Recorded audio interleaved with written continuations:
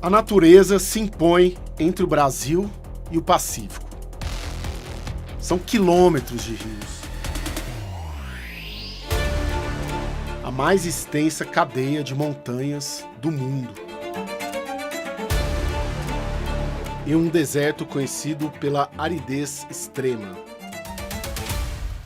Esses obstáculos não vão impedir que, agora, o Brasil chegue ao maior e mais profundo oceano da Terra, por meio de uma estrada. O Corredor Bioceânico do Trópico de Capricórnio, ou Rota Bioceânica. Nós percorremos toda a sua extensão saindo de Campo Grande, uma viagem de mais de 3.000 quilômetros. Foi a partir da chegada desses trilhos no centro de Campo Grande, no começo do século XX, que o Mato Grosso do Sul se desenvolveu. E agora o Estado quer aproveitar o fato de ter uma localização estratégica, central, no país e na América do Sul para ser uma espécie de hub logístico, a porta de entrada e de saída de um corredor de desenvolvimento rodoviário, realizando um sonho antigo do Brasil, o acesso ao Oceano Pacífico e, consequentemente, encurtando o caminho dos nossos produtos ao mercado asiático. A rota que sai do Mato Grosso do Sul atravessa o norte do Paraguai e da Argentina e chega aos portos do norte do Chile, se tornou a mais viável das 5 rotas nas quais o Brasil investe rumo ao Pacífico. No caso específico da Rota 4, Bioceânica de Capricórnio, a gente tem declarações de diferentes presidentes, de diferentes colorações ideológicas dos diferentes países envolvidos. Então tem uma institucionalidade envolvendo Brasil, Paraguai, Argentina e Chile, que são os países envolvidos na Rota 4, que está muito consolidada. A nova realidade econômica do Brasil acelerou essa saída.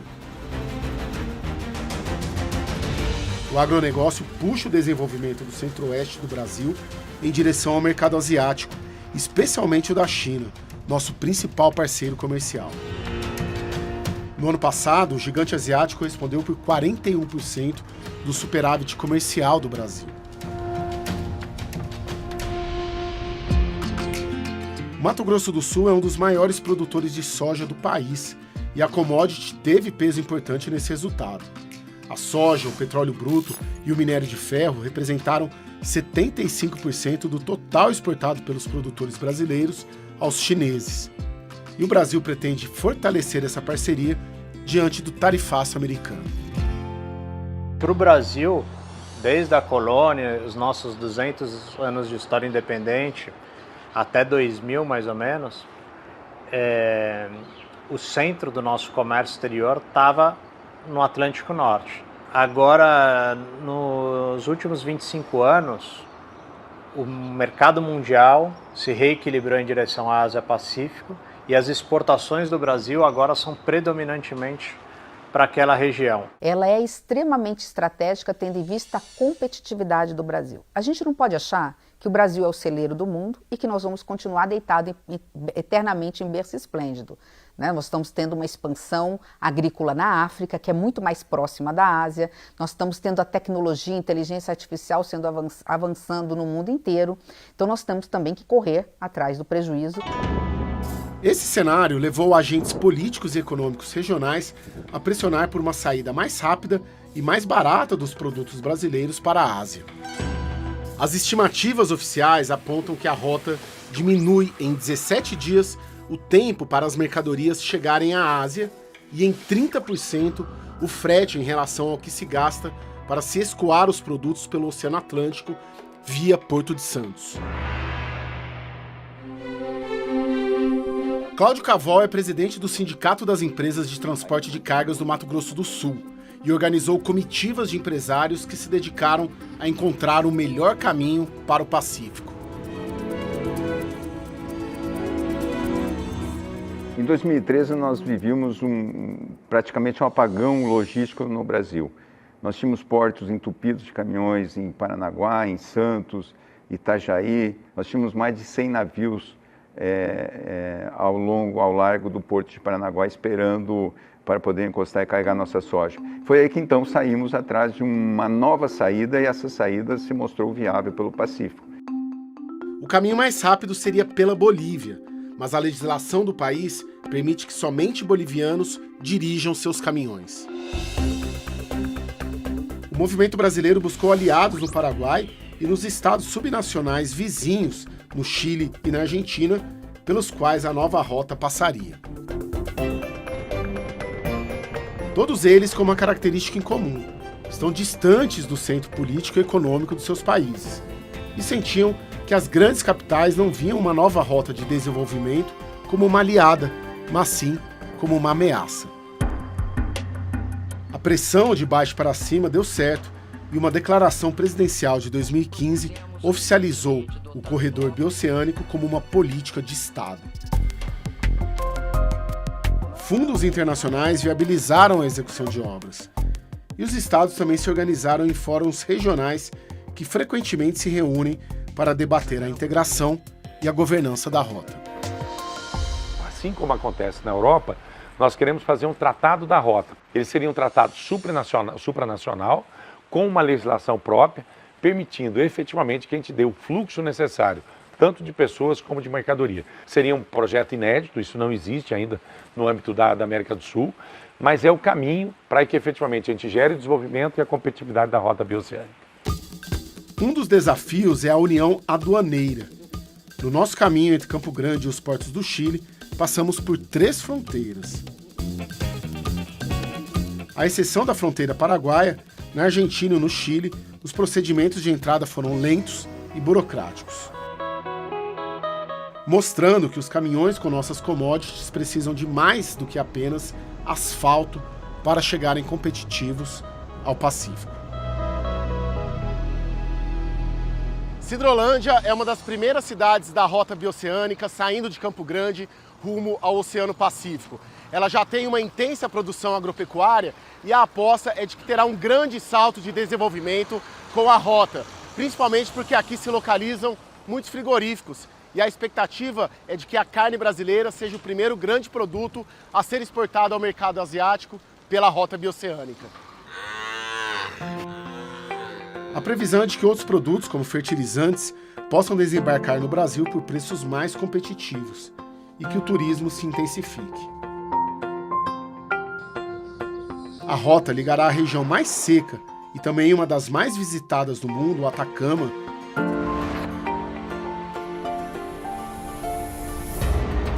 a uma das áreas mais úmidas, o Pantanal brasileiro.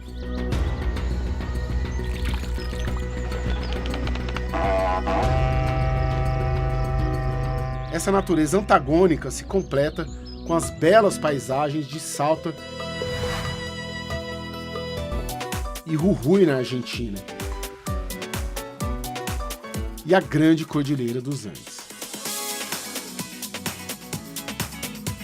É toda uma gama de serviços e produtos que hoje não tem muito um outro caminho e que daqui a algumas semanas, daqui a alguns meses, terão, além do turismo, trazer paraguaios, trazer argentinos, trazer chilenos para desfrutar de bares e restaurantes, ficar nos nossos hotéis, né? Deixar divisas no nosso país e vice-versa, turistas brasileiros conhecendo esses destinos também.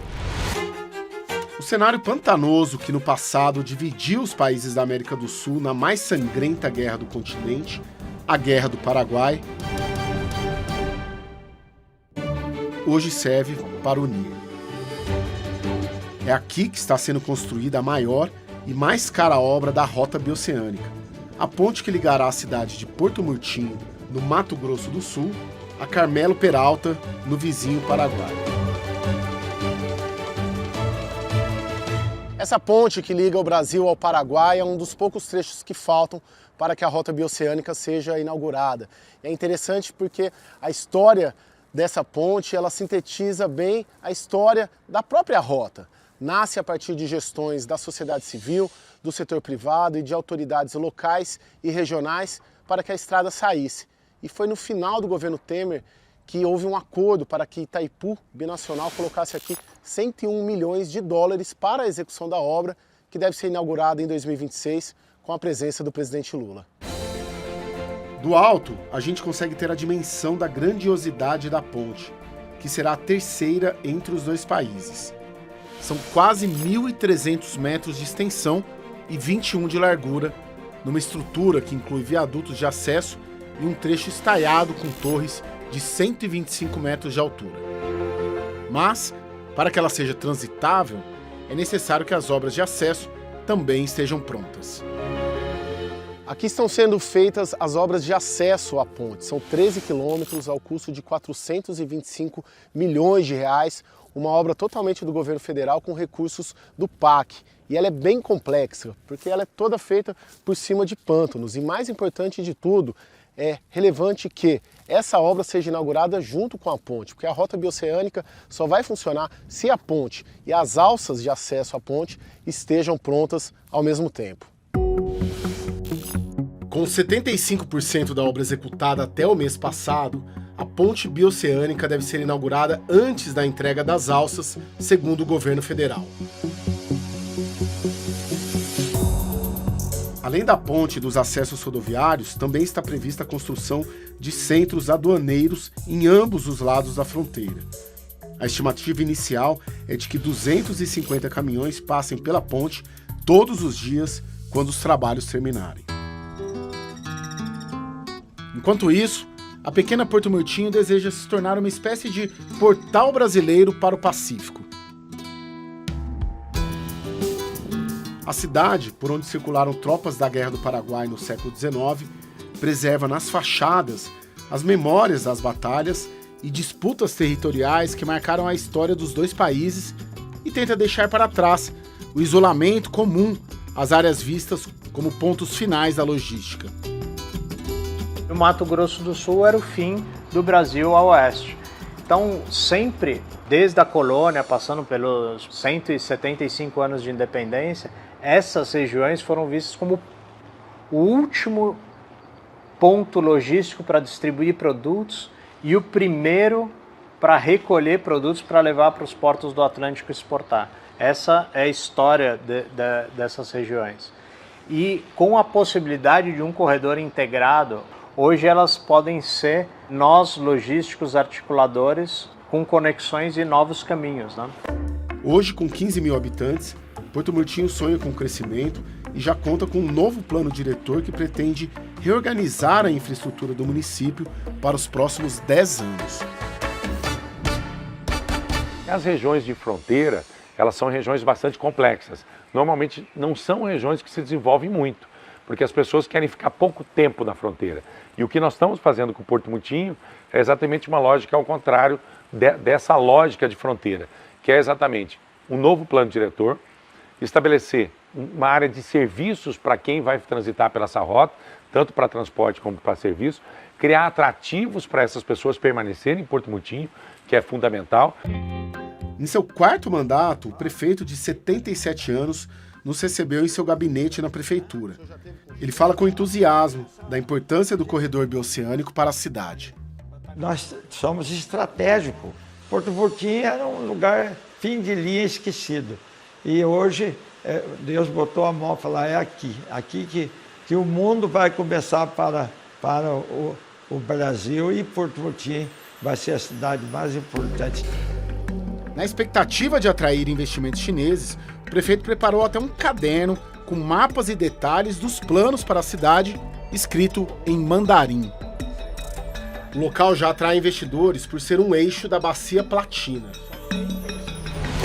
Como este porto privado, com potencial de expandir seus negócios com a chegada da rota. Como o centro urbano de Porto Murtinho fica a mais ou menos 5 quilômetros das obras de acesso à ponte, a cidade contratou uma consultoria para elaborar um novo plano diretor para o município. E essa consultoria sugeriu exatamente o que está sendo feito aqui. Uma avenida interligando a zona urbana à zona rural e também um projeto de praticamente um novo bairro aqui, onde a gente vê essa área verde, justamente para aproveitar o potencial que a ponte vai dar de exploração de veículos e de pessoas e potencializar os ganhos econômicos do município. nós vamos ter um crescimento populacional muito grande e isso vai exigir serviços públicos mais robustos na saúde, na educação, no saneamento. Então, com isso, a gente tem que tomar todo esse cuidado. A expectativa é de que a população de Porto Murtinho triplique com o aumento do fluxo de pessoas, a chegada de funcionários aduaneiros e agentes para reforçar a segurança na fronteira. A cidade olha para o futuro sem perder a tradição. Como representada pela Orquestra de Crianças e Jovens Músicos, um projeto que busca resgatar a identidade fronteiriça de Porto Murtinho por meio da Harpa Paraguaia. A harpa, que mescla as raízes indígenas à presença colonial no continente, é a síntese da influência do país vizinho na cidade. Mais um instrumento no qual Brasil e Paraguai se encontram.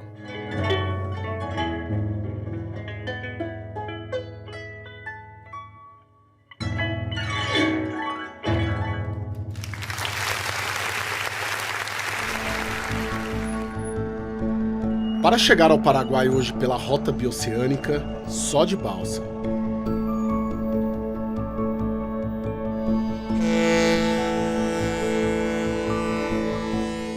O repórter cinematográfico Djalma Sena e eu saímos de Porto Murtinho, do lado brasileiro, e atravessamos o Rio Paraguai em direção a Carmelo Peralta, o primeiro município do outro lado da fronteira.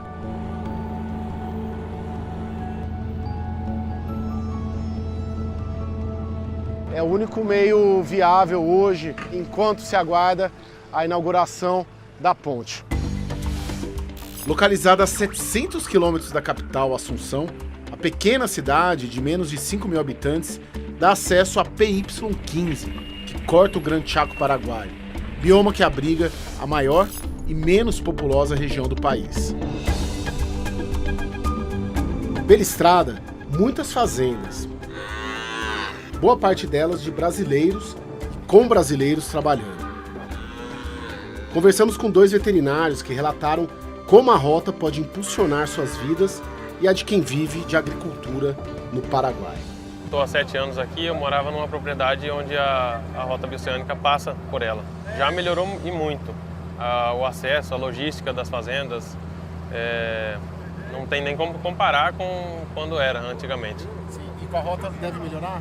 Com certeza. A logística principalmente, né? O acesso, para você poder escoar os animais também e as propriedades que também trabalham com agricultura.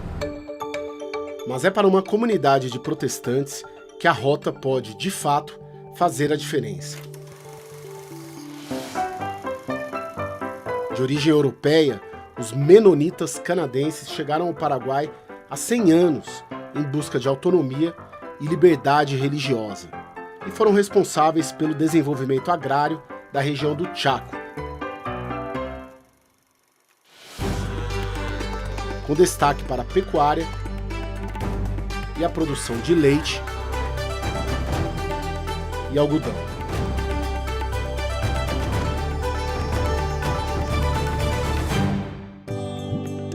Hoje, cerca de 45 mil menonitas vivem no país, espalhados em 19 colônias.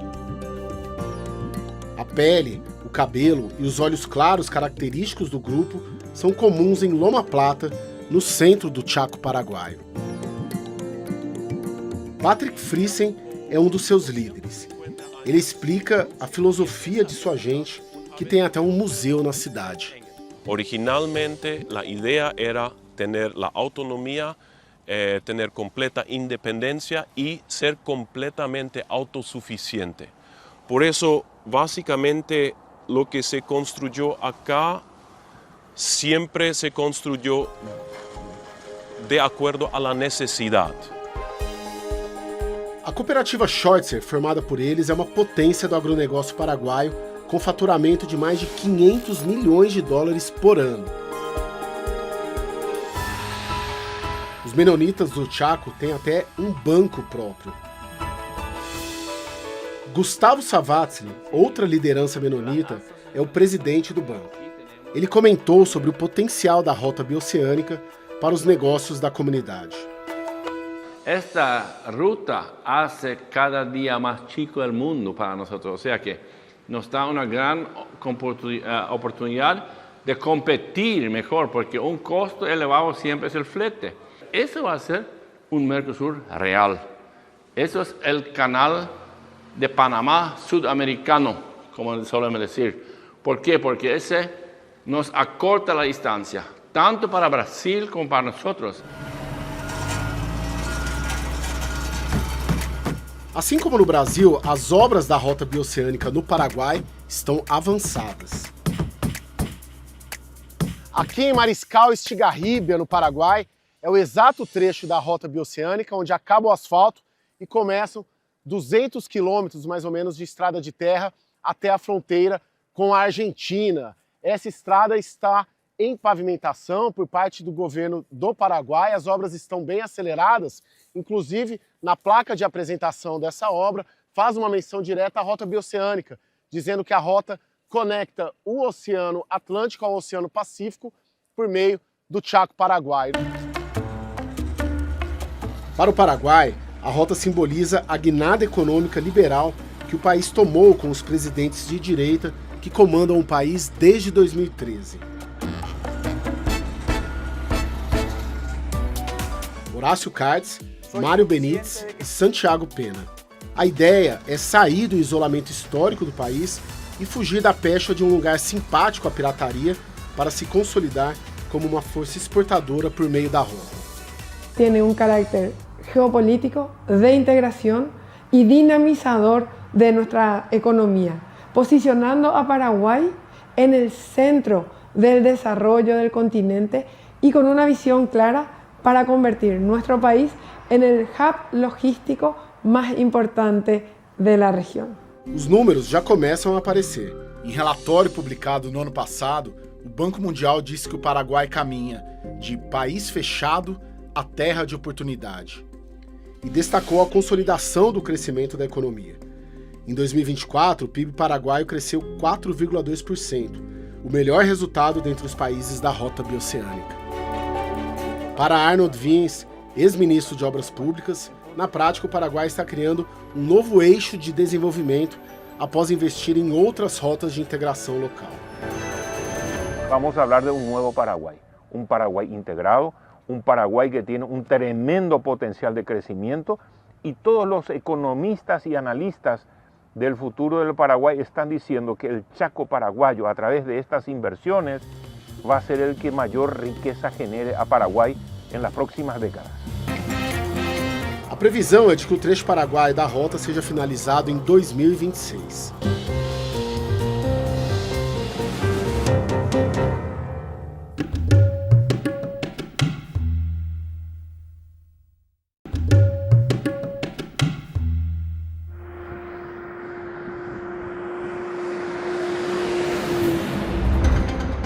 A rodovia que atravessa a maior cordilheira do mundo, os Andes, revela a sua riqueza de paisagem,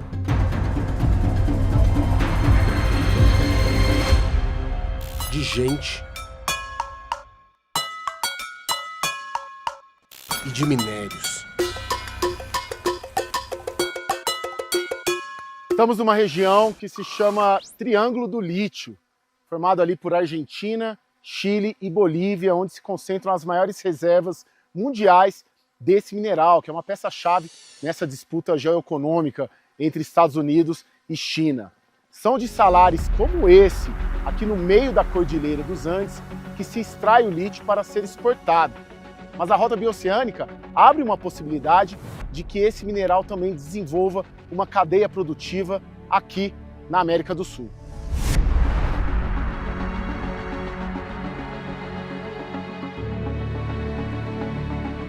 Juntos, Argentina, Bolívia e Chile concentram 57 milhões de toneladas de lítio de reservas confirmadas, o que corresponde a quase metade das reservas do planeta. O mineral é usado na fabricação de baterias que permitem o funcionamento de produtos estratégicos, como veículos elétricos e celulares. E a China é quem domina a produção global de baterias e o processamento de lítio.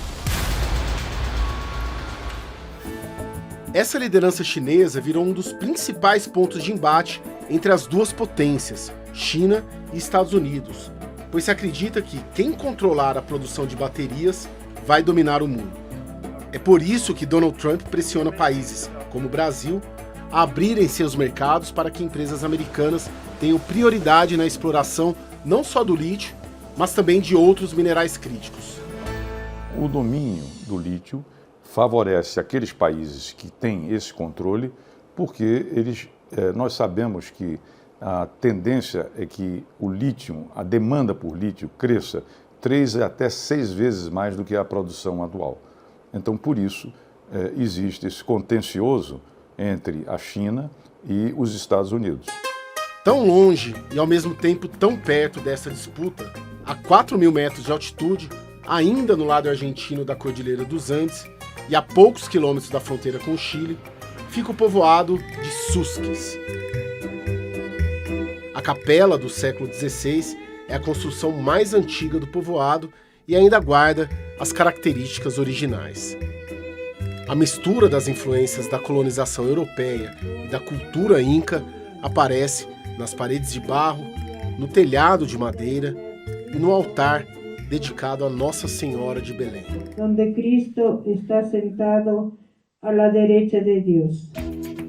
As ruas de pedra e terra batida também preservam a herança colonial. A população de quase 4.000 habitantes é indígena e parte dela trabalha nas plantas de exploração de lítio.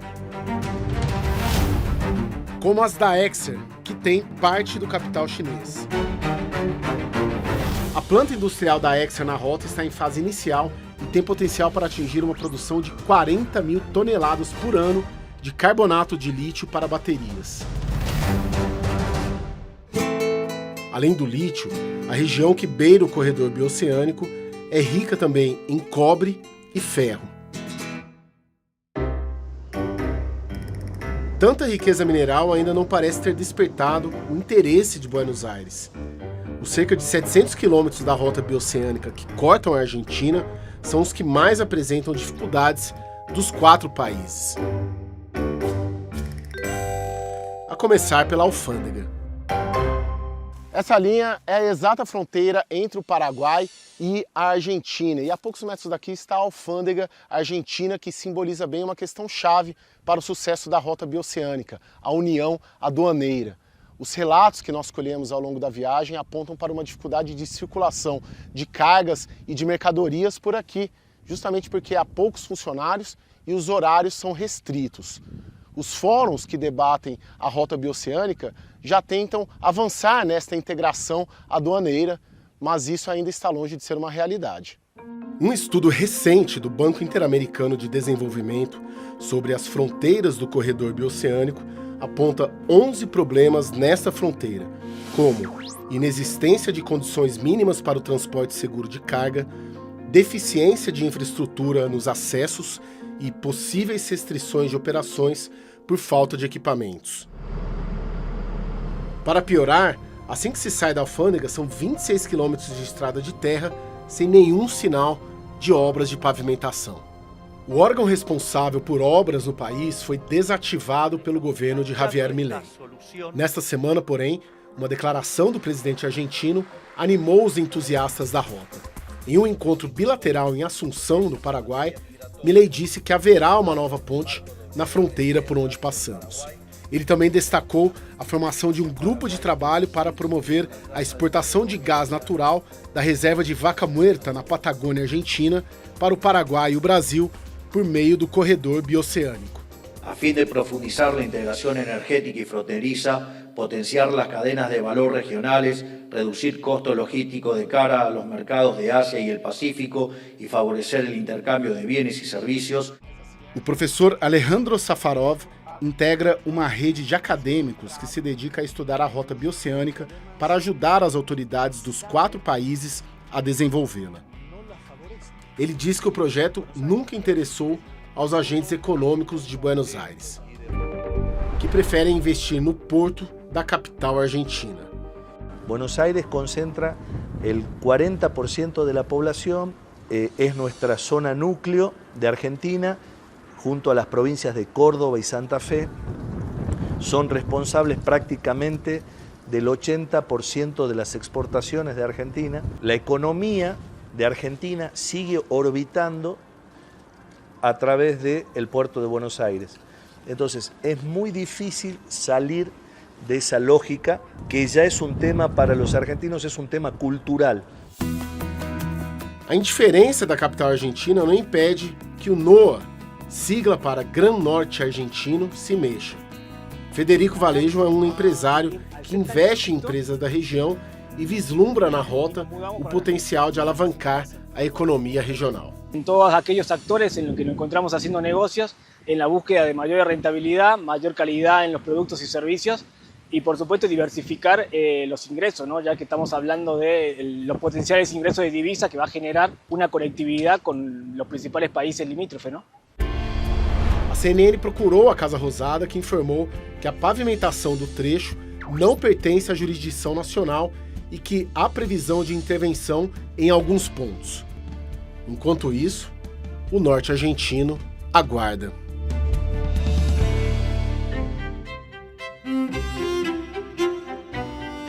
No caminho da rota bioceânica, a linha divisória entre a Argentina e o Chile, no alto da Cordilheira dos Andes, parece seguir a mudança da paisagem.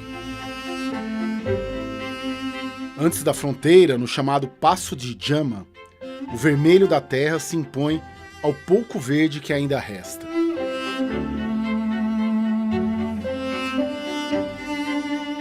A presença das lhamas completa o cenário. O movimento do asfalto parece não incomodar a rotina dessas moradoras de pernas compridas e passo lento. Quando elas pedem passagem, é preciso parar. Depois da fronteira, prevalecem o branco da neve e seu contraste com o azul do céu. As geleiras no topo dos Andes impressionam. Mas foram elas que seguraram a nossa equipe e muitos caminhões por 3 dias. As autoridades chilenas fecharam a fronteira porque não havia segurança para trafegar na estrada. Aqui é o Passo de Jama, fronteira entre a Argentina e o Chile no alto da Cordilheira dos Andes. Essa fronteira está fechada há 4 dias por conta da neve. Inclusive tem uma fila aqui de mais de 3 quilômetros de caminhões aguardando a entrada, mostrando que os desafios da rota bioceânica vão para além do asfalto no chão ou da união aduaneira. Também há os desafios que a natureza impõe. Luiz saiu de Uruguaiana, no Rio Grande do Sul, com cargas que vão abastecer as minas de lítio do norte do Chile. Ele disse que é comum ficar parado na estrada nesta época do ano por causa da neve e dos problemas de infraestrutura. Ela é recorrente quando dá alguma nevada, vento forte no meio do deserto, que é o mais perigoso, né? Mas essa época do ano, no inverno mesmo. Esse ano agora já é a terceira feia que dá assim de ficar um monte de dia. Mas o que mais complica é a própria infraestrutura do lado chileno, que eles não... É uma coisa que é para um dia e no outro eles botar equipamento, fica 4, 5 dias aqui. Chega sábado e domingo eles não trabalham. Depois que entramos no Chile, vimos que o fechamento para o tráfego se justificava. Muito gelo aqui na pista da rota bioceânica. Olha aqui, ó, toda essa subida aqui da estrada. Aliás, desde a hora que nós entramos, atravessamos a fronteira, gelo em toda a pista. Inclusive dá para ver ali montes de gelo que foram recolhidos nos últimos dias e que deu para entender por que a fronteira ficou fechada, porque toda a pista estava com aqueles montes de gelo impedindo a passagem e criando aquelas filas de caminhões e de carros. E aqui dá para ver um vale grande aqui, bem no alto da Cordilheira dos Andes e toda a rota bioceânica atravessando ela no meio do Chile. Ao longo do caminho, a altitude vai diminuindo e o branco da neve começa a dar espaço a outra paisagem.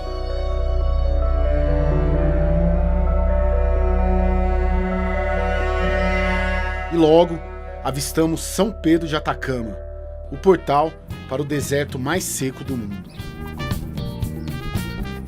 A pequena cidade de ruazinhas estreitas é a base de partida para os turistas que visitam o deserto do Atacama. E eles são muitos ao longo do ano.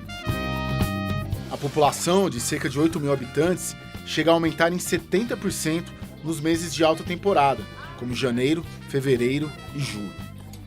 A economia da cidade tenta se adaptar ao crescimento explosivo do turismo com a criação de novos negócios e a ampliação dos espaços gastronômicos e de hospedagem. É de lá que partimos para o último trecho da nossa viagem rumo ao Pacífico. Ao contrário da Argentina, o Chile abraçou o corredor bioceânico. O presidente Gabriel Boric criou uma comissão de alto nível que elaborou um plano de ação que prevê o desenvolvimento e melhoria da infraestrutura portuária para suportar o fluxo projetado de carga.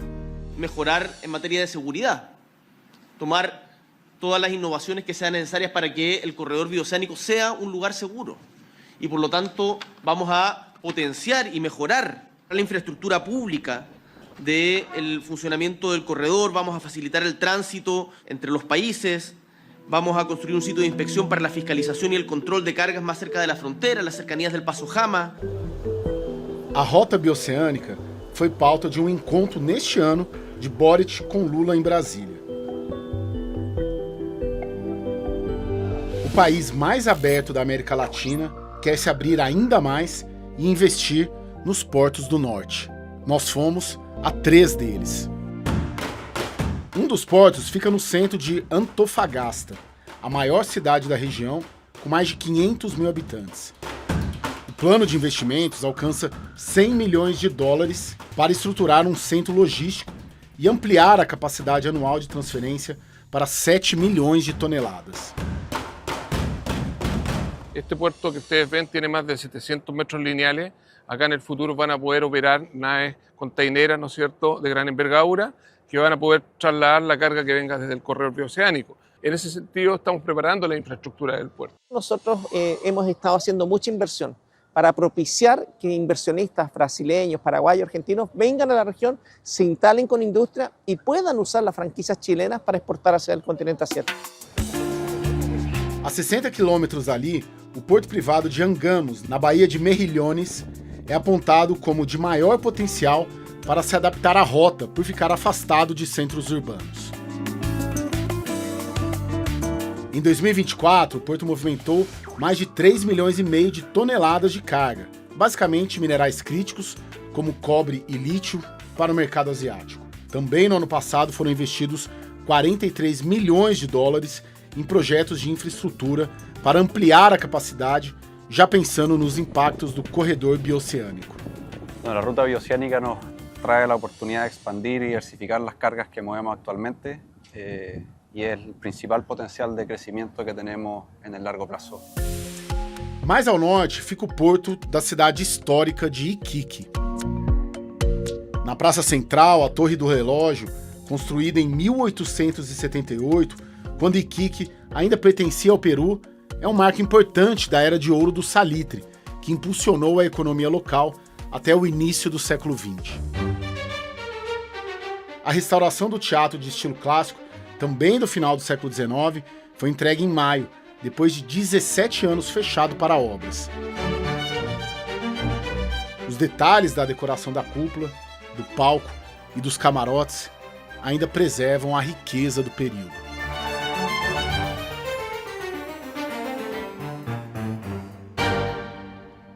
O Museu Regional, inaugurado em 1960, depois do declínio da indústria do salitre, também guarda as memórias do apogeu econômico e cultural da cidade, além de celebrar a presença indígena e a ancestralidade andina. Inspirada pelas glórias do passado, Iquique agora vislumbra o futuro e aposta tudo na modernização do seu porto. Esa es la apuesta de Iquique, de hace más de 50 años atrás. El comercio, plataforma logística y de comercio y turismo va de la mano. Entendemos que al tener las carreteras conectadas va a poder llegar la gente a Iquique, va a poder generar comercio, va a poder instalar sus empresas, va a poder traer los productos que necesita Brasil 15 días menos de navegación y llevarlos a Brasil. A cidade fica localizada estrategicamente entre os portos de Santiago, ao sul, e o porto chinês de Xangai, no Peru, e se projeta para ser um hub logístico de navios para importação e exportação de mercadorias. Mas principalmente é daqui que saiu um personagem histórico, um dos grandes idealizadores do corredor bioceânico, Dom Jorge Soria. Muito gosto. Prazer conhecê-lo, não precisa? Não, sim. Sou um cavalheiro.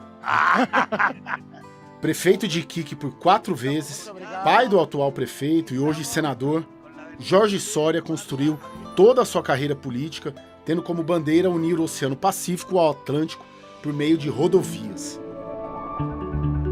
Na sua trajetória, esteve com lideranças do mundo todo vendendo o projeto. Aos 89 anos, ele nos recebeu na beira do Oceano Pacífico e nos contou que começou a pensar em um corredor bioceânico ainda menino, quando era presidente dos estudantes do Colégio Masculino de Iquique. No caminho, diz ter encontrado pessoas de coração aberto para a ideia. Los sueños quería que se hicieran realidad. Y para eso me recorrí el mundo. Yo diría que en todas partes había un corazón abierto, porque era muy simple y se hicieron. Casi todas las carreteras, los puertos están casi hechos. Para ele, o principal atrativo do corredor é unir a América do Sul. Aquí integramos toda Sudamérica, la integramos de aquí a todo el mundo. Tan simple como eso.